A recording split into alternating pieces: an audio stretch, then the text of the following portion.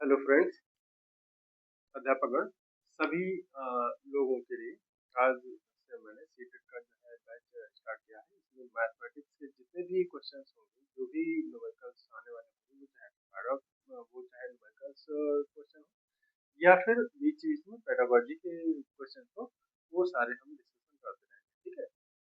हमें पता है कि चाहे पेपर फर्स्ट हो या पेपर सेकंड हो, दोनों पेपर्स में सीटेट के दोनों पेपर्स में हमें पता है कि 30 नंबर की मैथमेटिक्स आती है। उस 30 नंबर के मैथमेटिक्स में 15 नंबर्स के न्यूमेरिकल्स आते हैं जो सॉल्व करने होते हैं। ठीक है। और प्लस 15 नंबर की पेडागोजी आती है। ठीक है। पेडागोजी में हमारे पास जो है जो कंसेप्चुअल बेसिस के क्वेश्चन होते हैं, उसमें हमको कंसेप्ट के अकॉर्डिंग आंसर देना होता है और इन द पेपर आपकी जो भी मतलब चीजें होती हैं वो बच्चों के पेपर में बतानी होती है। और न्यूमेरिकल्स वैल्यू होती है, न्यूमेरिकल्स अच्छा इसमें मैथ के पेडागोजी में क्या होता है, थोड़ा जो है रीजनिंग टाइप के भी क्वेश्चन हो सकते हैं। ठीक है। और लॉजिकल क्वेश्चन हो सकते हैं। न्यूमेरिकल्स में क्या होता है कि जो इतने सारे टॉपिक्स हैं हमने सामने लिख रखे हैं, इन टॉपिक्स के बेसिस पर न्यूमेरिकल्स को सॉल्व करके उनका आंसर निकाल के बताना होता है। ठीक है। तो कौन कौन से टॉपिक्स हैं, जो सारे टॉपिक्स आपके सामने यहाँ लिखे हुए हैं और लगभग लगभग उन सभी टॉपिक से एक या मैक्सिमम 2 नंबर के या उससे ज्यादा भी कभी पूछ लिए जाते हैं, लेकिन हाँ कम से कम 1 नंबर का क्वेश्चन उससे तो जरूर पूछा जाएगा। ठीक है। उनमें से पहला टॉपिक क्या है? पहला टॉपिक है मेजरमेंट। मेजरमेंट में हमारे पास डिस्टेंस और मतलब इस तरीके की जो मेजरमेंट की वैल्यू होती है उनके बारे में पूछा जा सकता है। ठीक है। मेजरमेंट में जैसे क्या होता है बेसिकली इस टाइप के क्वेश्चन होंगे कि मीटर को सेंटीमीटर में चेंज करिए या सेंटीमीटर वाले जो पार्ट होते हैं उनको मीटर में चेंज करिए। ठीक है। डेसीमीटर में चेंज करिए। ठीक है। इस तरीके के जो क्वेश्चन है वो आ सकते हैं। ठीक। तो बड़ी कोई यूनिट को स्मॉल यूनिट में चेंज करना या स्मॉल यूनिट की वैल्यू को किसी बड़ी यूनिट में चेंज करना। मान लो अगर ठीक है, जैसे मान लो दिया गया होता है कि कोई मिलीमीटर की वैल्यू दी गई, 50 मिलीमीटर दिया गया है। अब 50 मिलीमीटर को डेसीमीटर में चेंज करिए या 50 मिलीमीटर को सेंटीमीटर में चेंज करिए या फिर 50 मिलीमीटर को आप मिलीमीटर को मीटर में चेंज करिए। तो इस तरीके से जो है वैल्यू बताई जा सकती है। ठीक है। टाइम के बेसिस पे होती है। टाइम का जो क्वेश्चन टाइम के अकॉर्डिंग जो बेसिस पे बनने वाले जितने क्वेश्चन होते हैं बनते हैं वो सभी इसमें पूछे जा सकते हैं। तो टाइम में बेसिकली क्या होता है कि जितने भी टाइम से रिलेटेड क्वेश्चन हैं वो सभी इसमें जो है पूछे जा सकते हैं। दूसरा है टाइम का हो गया, फिर आता है आपका मनी का। मनी में रुपए पैसे से लेकर के उससे संबंधित जो भी उसमें क्वेश्चंस बनते हैं, बेसिकली अगर ये पूछा जाए कि आपका रेशियो एंड प्रोपोर्शन से लेकर के से रिलेटेड क्वेश्चन हो सकता है। ठीक है। मान लो या सिंपल क्वेश्चन होंगे तो आपका यूनिट मेथड वाले जो क्वेश्चन है उस टाइप के क्वेश्चन पूछे जा सकते हैं। ठीक है कि इतने पेंस का जो है कॉस्ट ये है, तो इससे ज्यादा पेंस की कॉस्ट जो है बताइए या इससे कम पेन की कॉस्ट को बताइए। ठीक है। तो ये मनी से रिलेटेड क्वेश्चन बन सकते हैं। पैटर्न का आता है। पैटर्न में कुछ स्पेशल टाइप के पैटर्न हमको बता दिए जाएंगे। ठीक है। जैसे होता है कि मान लो पहला ट्रायंगल ऐसा बना, ट्रायंगल जो है ऐसे बना है, अब अगला ट्रायंगल जो बनेगा, ठीक, वो बॉक्स में बना करके दे देंगे। अब अगला जो ट्रायंगल बनेगा वो कैसे बनेगा, तो देखो इसमें क्या होता है बेसिकली, तो कुछ ऐसा होगा कि मान लो इसमें एरो बना दिया। अच्छा, वैसे तो सुंदर देखने को मिला है, एरो बना दिया। ठीक है। फिर ये एरो यहाँ, फिर एरो यहाँ। अब बताओ नेक्स्ट जो इसका पैटर्न होगा वो क्या होगा, तो जाहिर सी बात है देखो क्या है, क्लॉक वाइज इसका जो है रोटेशन हो रहा है। तो क्लॉक वाइज रोटेशन में ये एरो अप साइड से राइट साइड।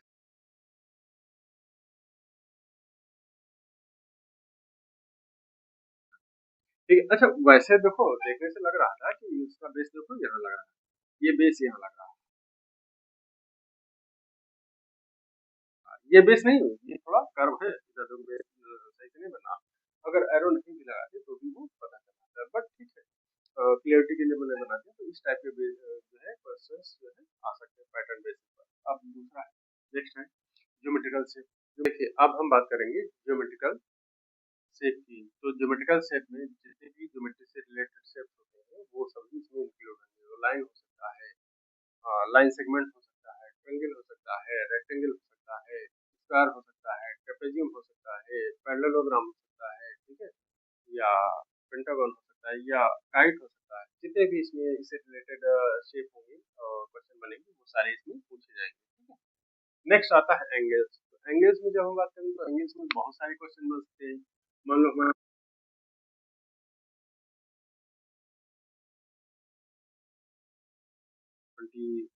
25 डिग्री, ठीक। तो अब सेकंड एंगल हमको निकालना है। फर्स्ट एंगल हमको गिवन है, दोनों जो है एक दूसरे से के कॉम्प्लीमेंट्री है, और उसमें हमको फर्स्ट एंगल गिवन है, सेकंड निकालना है। कॉम्प्लीमेंट्री है, कॉम्प्लीमेंट्री में हम जानते हैं दोनों एंगल्स का सम 90 होता है, तो उससे रिलेटेड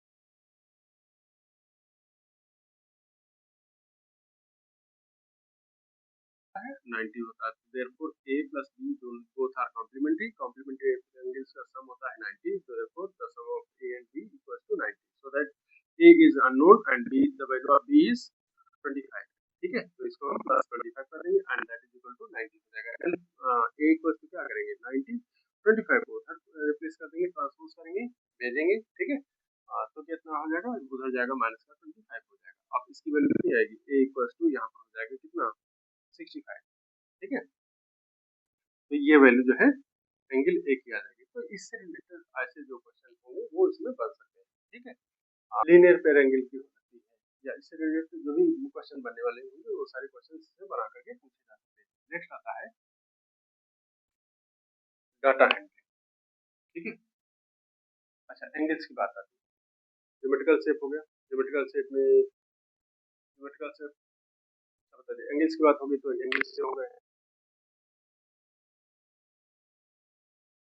आपको बताया होगा क्लास 10 में आपने पढ़ा होगा, पढ़ाया गया होगा, तो बताता है कि मीन मोड मीडियन निकालना। तो मीन निकालने के लिए पूछा जा सकता है, मीडियन निकालने के लिए पूछा जा सकता है, या मोड निकालने के लिए पूछा जा सकता है, ठीक है। तो अगर मीन मोड मीडियन ये सारे उसमें निकालने के लिए पूछा जाए तो उसको निकालने का मेथड क्या होता है। मान लीजिए अगर मीन पूछा जाए तो वहां पर कुछ बच्चों के वेट दिए गए होंगे, ठीक है। वेट देने के बाद उसमें पूछा जाएगा मीन वेट उसका निकालिए। तो मान लो फर्स्ट बच्चे के 30 kg है, फिर दूसरे का जो है 35 kg है, फिर तीसरे का जो है 40 kg है, फिर फोर्थ वाले का जो है 25 kg है, उसके बाद 20 kg। तो कुछ इस तरीके से वेट।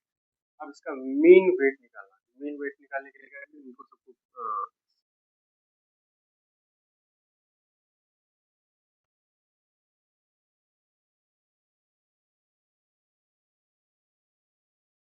25 और प्लस 20 डिवाइडेड बाई कितने हैं, नंबर ऑफ स्टूडेंट कितने हैं, 1 2 3 4 5, 5 से डिवाइड कर देंगे। अब यहाँ और 40, 65 और 40 आपका हो जाएगा 65 40 हो जाएगा आपका 105, 105 और 25 ये हो जाएगा 130 हो जाएगा, 130 और 20 150 हो जाएगा।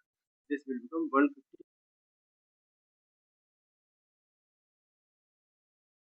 इसका आएगा 30 kg, ठीक। तो कुछ इस तरीके से इसके क्वेश्चंस रेज हो सकते हैं डाटा हैंडलिंग, ठीक है। उसके बाद आता है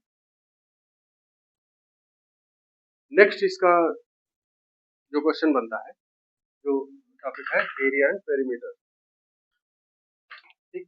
तो एरिया एंड पेरीमीटर में क्या होता है डिस्कस करने जा रहा हूँ। आपके पास एक जो है रेक्टेंगल गिवन हुआ है, रेक्टेंगल में उसकी लेंथ गिवन है और उसकी ब्रेथ गिवन है। लेंथ मान लीजिए उसकी जो है 5 मीटर है, ब्रेथ उसकी 2 मीटर है।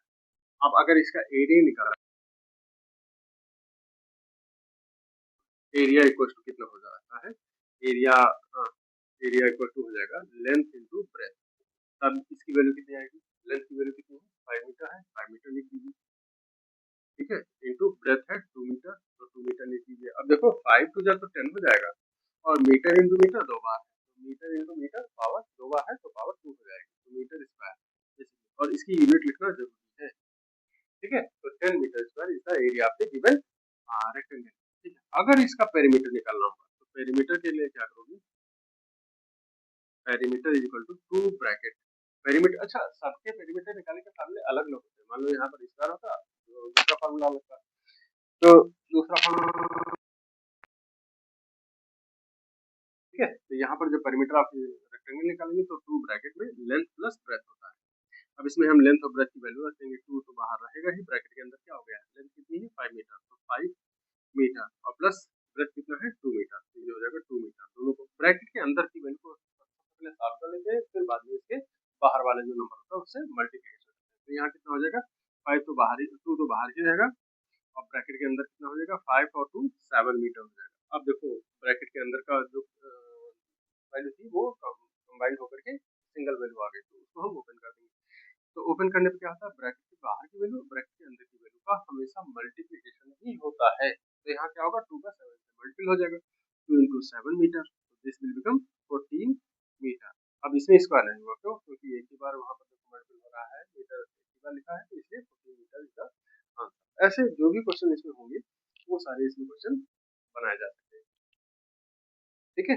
और इससे रिलेटेड क्वेश्चन इसमें पूछे जा सकते हैं, ठीक।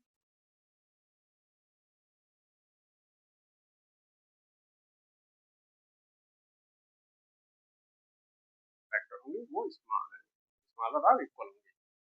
जैसे अगर बात किया जाए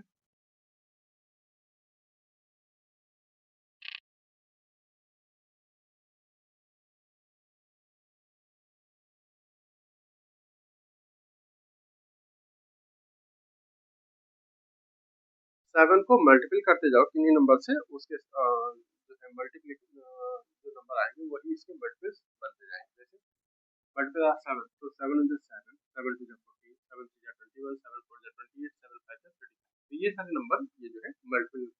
अगर मान लो यहाँ का है multiple of first 5 multiples of 7, तो 5 ही लिखते हैं। लेकिन अगर फर्स्ट न लिखा जाए तो हम 7 into 7 लिखने की जरूरत नहीं, हम 21 से भी आगे लिख सकते हैं जितने पूछे जाए, ठीक है। 21, 28, 35, 35 के बाद 42, ऐसे भी हम इससे लिख सकते हैं, ठीक है, मल्टीपल्स। और ये सारे मल्टीपल्स देखो 7 से ग्रेटर ही है, बट अगर 7 into 7 करेंगे तो इक्वल ही हो जाएगा। तो यहाँ पर तो क्या देखने को मिलता है 7 into 7, 7 into 14, एक को छोड़ करके बाकी सारे इसके ग्रेटर है। तो मल्टीपल्स में क्या होगा कि वो इक्वल हो सकता है या फिर वो ग्रेटर ही होगा। और अगर फैक्टर की बात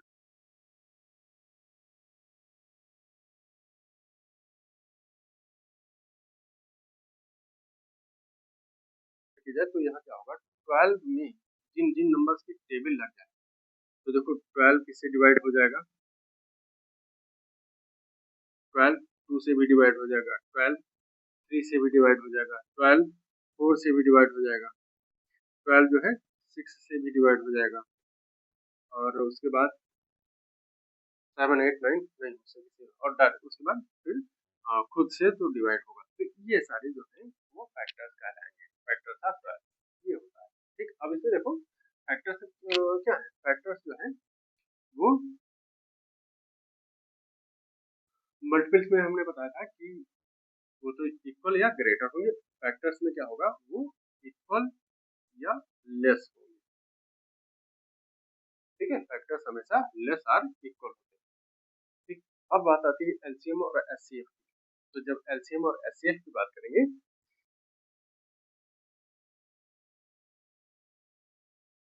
एलसीएम निकालेंगे तो एलसीएम ऑफ, मान लो एचसीएफ निकाला हमने, एचसीएफ ऑफ 4 एंड, इनको हम एक ही ब्रैकेट में जो है अरेंज करेंगे और ऐसे नंबर से डिवाइड करते जाएंगे जो दोनों को डिवाइड करता जाए, राइट। तो जब तक ये दोनों नंबर सेम नंबर से डिवाइड होते जाएंगे, इसके इसका एचसीएफ निकलता जाएगा, और जब दोनों नंबर जो है किसी सेम नंबर से डिवीजन होना बंद हो जाए वहीं पर कैलकुलेशन जो है स्टॉप कर दीजिए। तो 2 2 जा 4, 2 3 जा 6, अब देखो 2 कॉमन नंबर से दोनों डिवाइड हो गए, तो जो 2 आएगा इनका सबका एचसीएफ आएगा, ठीक है, इज इक्वल टू 2। बट देखो एचसीएफ क्या होगा, इन सबसे छोटा है। कभी कभी एचसीएफ इन दोनों के इक्वल भी होता है, तो क्या कब इक्वल होगा, जब जैसे मान लो 1/4 कामा 3/4 ऐसे लिखा हुआ। अब इनमें देखो दोनों के डिनोमिनेटर सेम है। अब यहाँ पर अगर एचसीएफ निकालोगे तो इन दोनों का एचसीएफ सेम आएगा। तो एचसीएफ क्या होगा, या तो उसका एचसीएफ जो है गिवन नंबर्स का स्मॉल हो सकता है या फिर उसके इक्वल हो सकता है, राइट। तो एलसीएम ऑफ 4 and 6, जब एलसीएम 4 और 6 का निकालेंगे तो वहां पर क्या होगा कि एलसीएम हमेशा क्या होता है, या तो उन नंबर से के इक्वल होगा या फिर दोनों से बड़ा होता है, ठीक है। तो इक्वल कब होगा, जब वो दोनों नंबर सेम होंगे तो एलसीएम निकालेंगे, ठीक है। नहीं, एलसीएम निकाला जाता है, ठीक है। इसमें एचसीएफ नहीं, एलसीएम निकाला जाता है। ये एचसीएफ से रिलेटेड क्वेश्चन नहीं, ठीक। एचसीएफ जैसे हम निकालेंगे, सेम नंबर का एचसीएफ निकालेंगे तो एचसीएफ क्या होता है कि सेम, मतलब इक्वल होता है। जैसे किसी में 4,6 4,4 का निकालेंगे तो जो एचसीएफ आएगा वो सेम आएगा। एक बार 2 से डिवाइड करेंगे 2 2 जा 2 2 जा, फिर 2 से डिवाइड करेंगे 2 1 जा 2 1 जा, जब तक दोनों डिवाइड होते रहे देखो लास्ट में 1 1 आ गया। तो यहाँ पर इसका एचसीएफ आएगा 2। तो इस केस में देखो कितना आ रहा है, सॉरी 2 into 2, तो इसका आ रहा है 4। तो यहाँ पर देखो दोनों के इक्वल आ रहा है, ठीक। जब एलसीएम की बात करते हैं, एलसीएम के मामले में क्या होता है, वो इक्वल भी हो सकता है कभी भी और ग्रेटर भी हो सकता है। तो इक्वल कब होगा, जब दोनों डिनोमिनेटर, अभी देखो इससे पहले वाले में बताया था, जैसे मान लो 1/4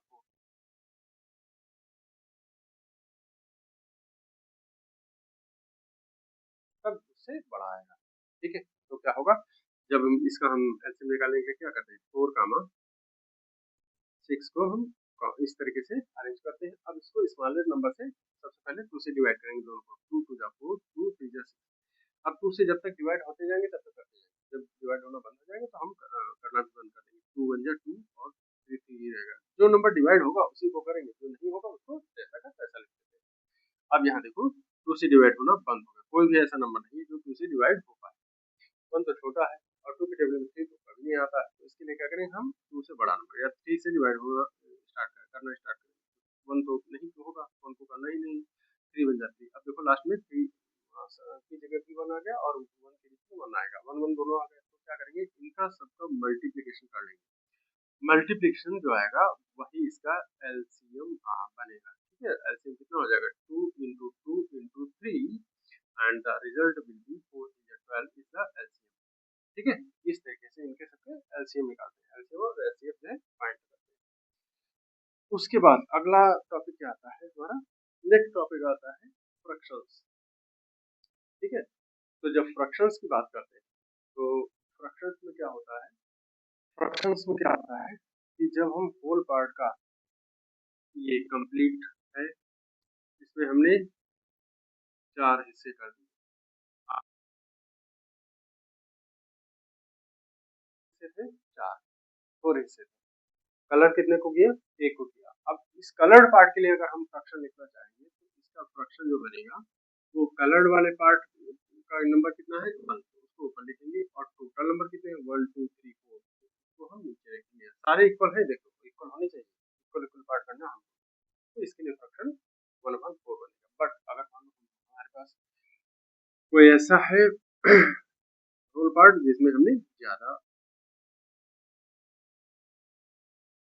पार्ट कर दिए, तो पूरे होल पार्ट में छोटे छोटे इक्वल साइज के ज्यादा पार्ट कर दिए, इसमें कितने हो गए 1 2 3 4 5 6 7 8 पार्ट हमने कर दिया।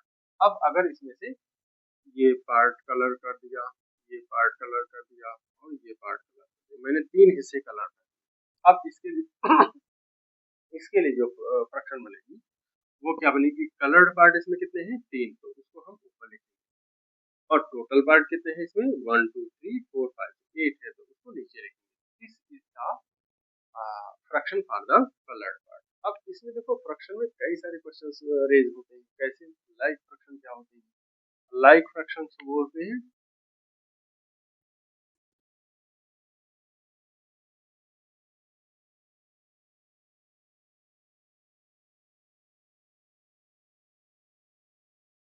वो सब लाइक फ्रैक्शन होंगे। अनलाइक फ्रैक्शन क्या होंगे? अनलाइक फ्रैक्शन जिनमें डिनोमिनेटर्स डिफरेंट डिफरेंट, 2/3 है, 5/4 है, 7/5 है, इस तरीके से देखो सबके डिनोमिनेटर्स डिफरेंट डिफरेंट है, तो ये अनलाइक फ्रैक्शन। ठीक है, उसके बाद आती है प्रॉपर फ्रैक्शन। तो प्रॉपर फ्रैक्शन क्या होता है? प्रॉपर फ्रैक्शन में न्यूमरेटर छोटा होता है, डिनोमिनेटर बड़ा होता है। इम्प्रॉपर, तो इम्प्रॉपर में क्या होता है? इम्प्रॉपर फ्रैक्शन में न्यूमरेटर बड़ा होता है, डिनोमिनेटर छोटा होता है, राइट? ये होती है इम्प्रॉपर फ्रैक्शन। फिर नेक्स्ट आता है मिक्स्ड फ्रैक्शन।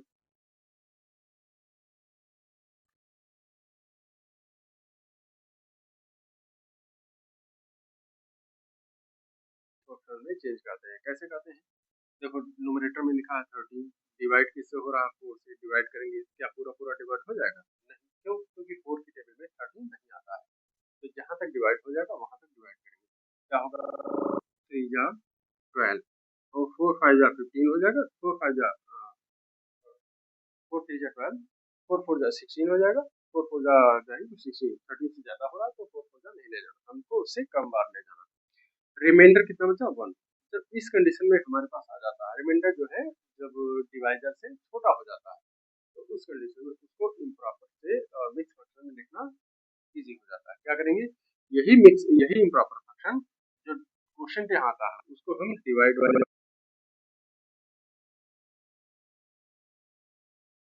रिमाइंडर होता है, उस रिमाइंडर को, ये रिमाइंडर है, ये होता है क्वोशिएंट, और ये होता है डिवाइजर, ये होता है,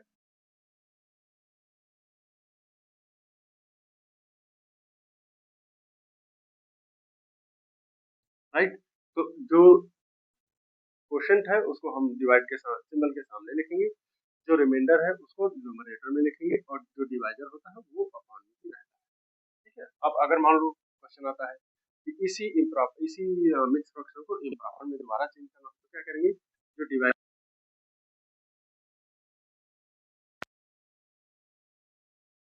और इसको अगर इसी मिक्स फ्रैक्शन को अगर इम्प्रॉपर में चेंज करना हो तो क्या करेंगे? डिवाइजर वाले को मिक्स डिवाइजर वाले को होल वाले नंबर से मल्टीप्लाई करेंगे, जो आएगा उसको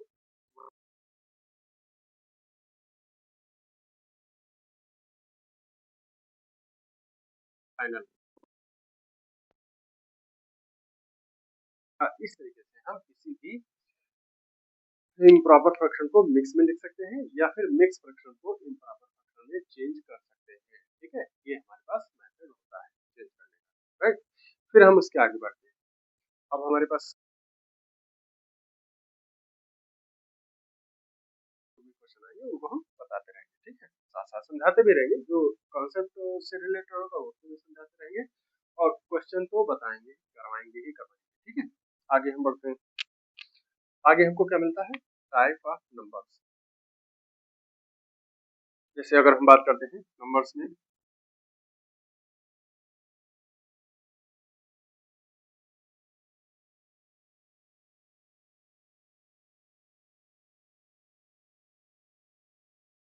स्टार्ट होता है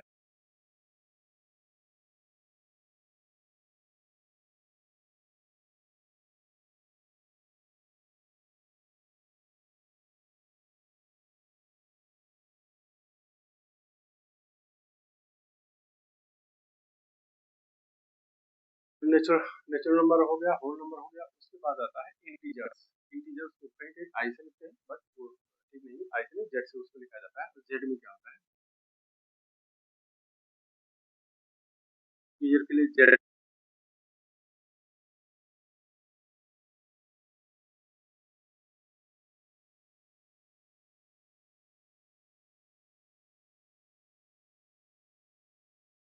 और इन्हीं को देखो, अगर हम नंबर लाइन में आपने लोगों ने पढ़ा होगा जितने, इसी पे इंटीजर्स जो है रिप्रेजेंट किए जाते हैं। क्या मिड में बिल्कुल जीरो होता है, और इस जीरो को, इसको हम बोलते हैं नंबर लाइन, नंबर लाइन। इस जीरो जो जीरो होता है मिड में होता है, इसके राइट साइड में सारे पॉजिटिव इंटीजर होते हैं और इसके लेफ्ट साइड में सारे नेगेटिव इंटीजर होते हैं। ठीक, अब देखो ये जितने नेगेटिव है उनको हम नेगेटिव इंटीजर बोलते हैं और इसको हम Z plus sorry Z minus से रिप्रेजेंट करते हैं और इन सभी को जेड प्लस से रिप्रेजेंट करते हैं। ठीक है, और जीरो जो होता है नाइदर पॉजिटिव या neither negative, zero is neither neither positive nor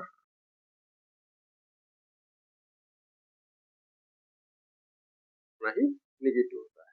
ठीक है, इसके अलावा और सारे भी नंबर आते हैं, रेशनल नंबर आता है, इरेशनल नंबर आता है। ठीक है, रेशनल नंबर आता है ऐसा नंबर जो पी अपॉन क्यू फॉर्म में लिखा जाता है।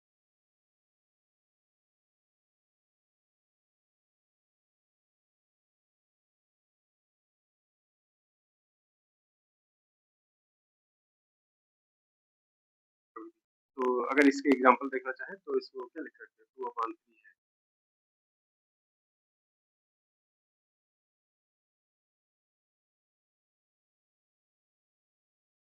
क्यू जीरो नहीं हो सकता है, तो क्यू जीरो नहीं होगा, लेकिन P zero, zero upon two ऐसे लिखा जा सकता है, ये रेशनल नंबर है। लेकिन अगर हम बताएं कि होगा कभी भी, क्यों, क्योंकि यहाँ डिनोमिनेटर जीरो होगा। ठीक है, इरेशनल नंबर होता है, इरेशनल नंबर में सारे ऐसे नंबर रूट वाले, रूट टू है, रूट थ्री है, रूट फाइव है, रूट सेवन है, या ऐसे नंबर जो जिनका रिपीटिंग ना हो। ठीक है, मतलब रिकरिंग हो, रिकरिंग मतलब बार बार जो है वो डेसिमल के बाद आते जाए आते जाए आते जाए आते जाए, बार बार डेसिमल के डिजिट्स उसमें आना रुके नहीं, लेकिन रिपीटिंग ना हो ऐसे नंबर भी इरेशनल होते हैं। जैसे अगर यहाँ पर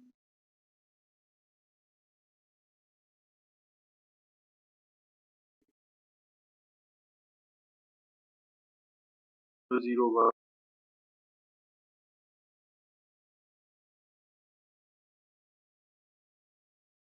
तो देखो यहाँ डेसिमल के बाद कोई भी कहीं भी जो है स्टॉप नहीं हो रहा है डेसिमल डिजिट, और कोई पैटर्न यहाँ नहीं मिल रहा है, ना कोई रिपीटेशन हो रहा है, नहीं कोई इसमें जो है ग्रुप बन रहा है, किसी खास नंबर खास ग्रुप का जो है रिपीटेशन नहीं हो रहा। तो ऐसे जितने भी नंबर होंगे वो इरेशनल होंगे। रैशनल में क्या आएगा,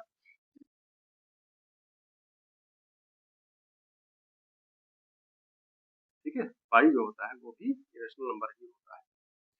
ठीक, रैशनल में क्या आता है, जीरो पॉइंट इसमें चेंज किया जा सकता है, कैसे, 0.5 लिखा, इसमें से डिवाइड कर पॉइंट का नीचे, पॉइंट के नीचे वन लिखो, पॉइंट के बाद जितने डिजिट है उसमें जीरो लगा दो, ये बन जाएगा 5/10, 5 वन जा 5, 5 टू जा 10, यानी 1/2। देखो रैशनल नंबर में चेंज हो गया। तो ऐसे डिजिट को हम ऐसे डेसिमल नंबर को हम रैशनल नंबर में चेंज कर सकते हैं। ठीक है, या फिर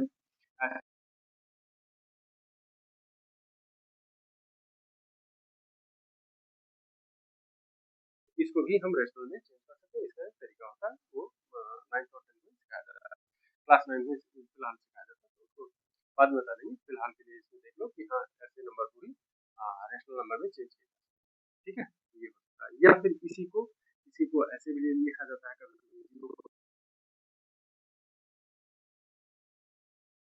डॉट लगा दिया जाता है, या फिर 0.2 के ऊपर इस तरीके से लाइन ड्रॉ की जाती है, बार इसको बोलते हैं, 2 बार। ठीक है, इस तरीके से भी लिखा जा सकता है। ठीक, उसके आगे हम देखते हैं रेशनल नंबर, नंबर हो गया। ठीक है, टाइप ऑफ नंबर हो गया। ठीक है, और भी आते चले जाएंगे तो उनको बताते जाएंगे। Place value and face value. तो place value and face value में क्या होता है, सबसे पहले हम देखेंगे प्लेस वैल्यू के बारे में।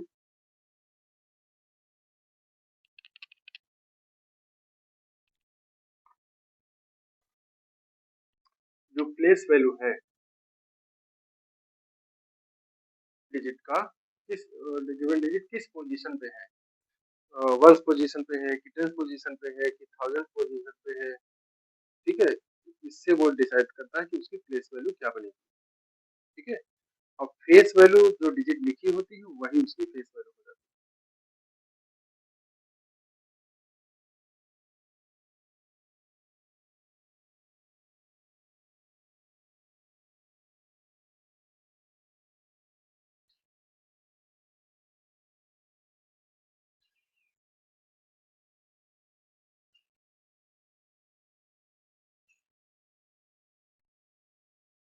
ठीक है, तो यहाँ हम देखेंगे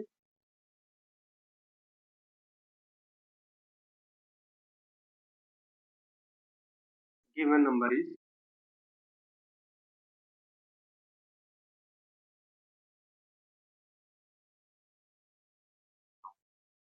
तो the place value of place value of 3 is equal to जो डिजिट यहाँ है उसको लिखेंगे, उसके बाद देखो कितने डिजिट है, 1 2 3, जितने डिजिट है उतने ही जीरो जीरो लगा देंगे। ठीक है, जितने डिजिट है उतने ही हम जीरो यहाँ रिप्लेस कर देंगे। ठीक, ये हो जाती है इसकी प्लेस वैल्यू। बट अगर हम फेस वैल्यू की बात करेंगे आप 3 इज इन दिस नंबर, तो क्या होगा, जो डिजिट है वही डिजिट ही उसकी फेस वैल्यू होगी। तो ये होता है place value and face value. ठीक है, ये हो गया एक एक नंबर का क्वेश्चन इसमें बन सकता है। राइट, उसके बाद हम बात करते हैं फॉर्मेशन ऑफ नंबर, यानी knowing our number. Formation of numbers के से रिलेटेड क्वेश्चन कोई बन सकता है, 2 डिजिट नंबर से रिलेटेड हो सकता है, 3 डिजिट नंबर से रिलेटेड हो सकता है। ठीक है, तो 2 डिजिट नंबर को जिस तरीके से हम 10x प्लस वाई के फॉर्मेट में लिखते हैं, और 3 डिजिट वाले नंबर को अगर हम 100x plus 10y plus z के फॉर्मेट में लिखते हैं, या उससे रिलेटेड जो भी क्वेश्चन आएंगे, तो थ्री डिजिट वाले नंबर ऊपर और नीचे ऐड करके लिख दिए जाते हैं, और उसका रिजल्ट जो है नीचे लिखा होता है। तो कुछ डिजिट जो है मिसिंग होते हैं, उनको फिल करना होता है, तो उस टाइप के क्वेश्चन भी उसमें पूछे जा सकते हैं। ठीक है, तो ये हो गया। तो उसके बाद आता है ऑपरेशन ऑन नंबर्स। तो ऑपरेशन ऑन नंबर्स में क्या होता है, एडिशन हो सकता है, सब्ट्रैक्शन होता है, मल्टीप्लिकेशन होता है, डिवीजन होता है। तो इस टाइप से जैसे मैंने उसमें बताया था, जो ऑपरेशन हुआ था तो उसमें बाहर एक नंबर था, उसके बाद ब्रैकेट के अंदर 5 प्लस कितना है 3, कुछ ऐसे था। ठीक, अब यहाँ पर देखो, यहाँ पर मल्टीपल भी हो रहा है, एडिशन भी हो रहा है, ब्रैकेट भी लगा है, तो इसका जो रूल होता है वो क्या होता है कि सबसे पहले जब ऐसा कुछ हो तो इसमें एक रूल होता है बॉड मास। ये होता है ब्रैकेट ओपन, ये होता है ऑफ, ये होता है डिवीजन, ये होता है मल्टीप्लिकेशन, ये होता है एडिशन, ये होता है सब्ट्रैक्शन। इन सबका यूज करते हैं। सबसे पहले हम ब्रैकेट ओपन करते हैं, और उसके बाद ऑफ को सॉल्व करते हैं, फिर डिवीजन को सॉल्व करते हैं, फिर मल्टीप्लिकेशन को सॉल्व करते हैं, फिर एडिशन को सॉल्व करते हैं, फिर सबसे लास्ट में सब्ट्रैक्शन को सॉल्व करते हैं।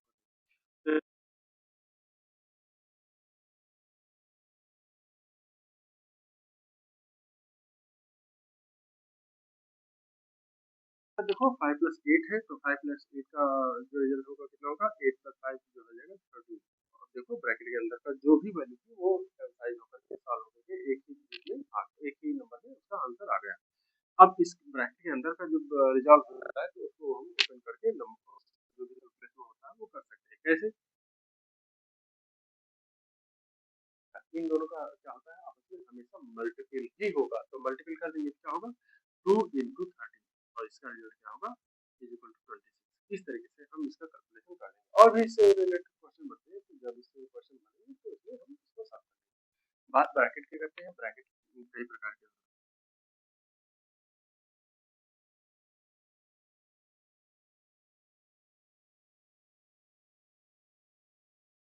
सारे ब्रैकेट्स यूज किए जाते हैं। ठीक है, इन्हीं से रिलेटेड क्वेश्चन इसमें बन सकते हैं। तो टॉपिक तो सारे कवर हो गए। अब हम बात करते हैं कुछ प्रीवियस ईयर क्वेश्चन। ठीक है, तो उन क्वेश्चन को हम सॉल्व करेंगे, उनसे रिलेटेड डिस्कशन करेंगे, और देखते हैं वो कितने क्वेश्चन उसमें हो पाते हैं। ठीक है। अब हम इन सारे क्वेश्चंस को डिस्कस करेंगे और यहाँ हम देखेंगे कि ये सारे क्वेश्चन किस तरीके से सॉल्व किए जाएंगे। ठीक है, ये सारे के सारे सॉल्व करने वाले क्वेश्चन है और इसमें क्या बताया गया है, पहले में बताया गया है। देखो इसमें मैंने थोड़ा स्पेस कम था मेरे पास, अभी फिलहाल इसी बोर्ड से काम चला रहा हूँ, तो मेरे पास इंग्लिश मीडियम वाले जो कंटेंट है वो एक साथ अवेलेबल नहीं हो पाएगा, बट थोड़ा देखेंगे, अगर प्रयास करेंगे कुछ ऐसा होने वाला होगा तो उसको भी कंटिन्यू करेंगे। फिलहाल के लिए हमने खाली हिंदी मीडियम वाला ही लिख करके रखा है, तो इसी पे हम अभी कंटिन्यू करेंगे। तो पहला क्या बताया गया है, अंकों 1507 का प्रयोग एक ही बार करके बनी सबसे बड़ी 4 अंकी तथा सबसे छोटी 4 अंकीय संख्या में कितना अंतर है। देखो क्या है, प्रैक्टिस करते समय क्वेश्चन को सबसे पहले समझना बहुत जरूरी है। अगर बिना समझ करके स्टेप लिया तो वो गलत हो सकता है, चांसेस उसकी गलत होने के ज्यादा है।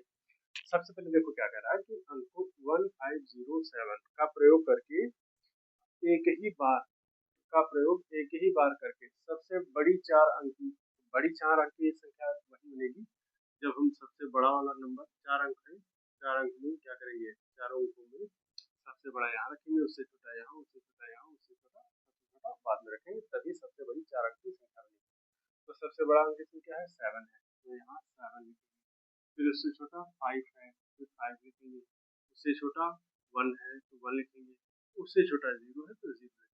ये सबसे छोटी सबसे बड़ी 4 अंकी संख्या इन डिजिट से मिलकर के बनेगी, इन अंकों से मिलकर के बनेगी।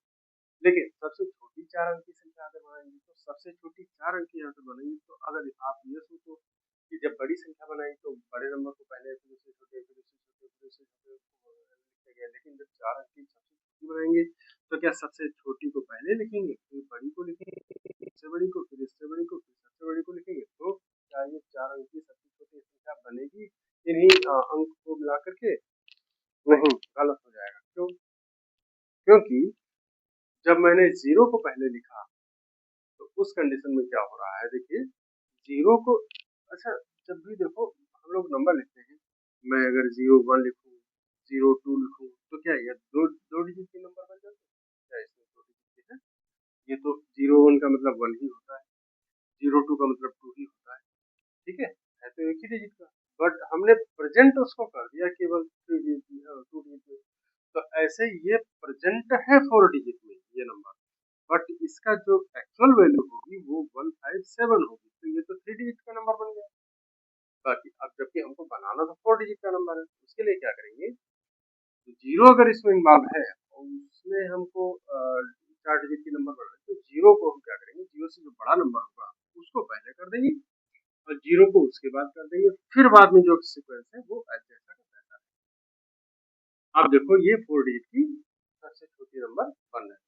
ठीक है, 0 के अलावा अगर कोई होता, जैसे यहाँ 1 2 5 7 होता तो 1 को पहले, 2 को बाद में, 5 को उसके बाद, 7 को उसके बाद करते, बट जब 0 इन्वॉल्व होता तो सबसे छोटा नंबर बनाने में थोड़ा ये ध्यान रखते हैं कि 0 को हमेशा उससे बड़े वाले नंबर के बाद ही अरेंज करें। अब ये कह रहा है कि देखो हमको 1507 का प्रयोग करके एक ही बार करके, देखो सबसे बड़ी ये संख्या बनी सबसे बड़ी 4 अंकीय संख्या,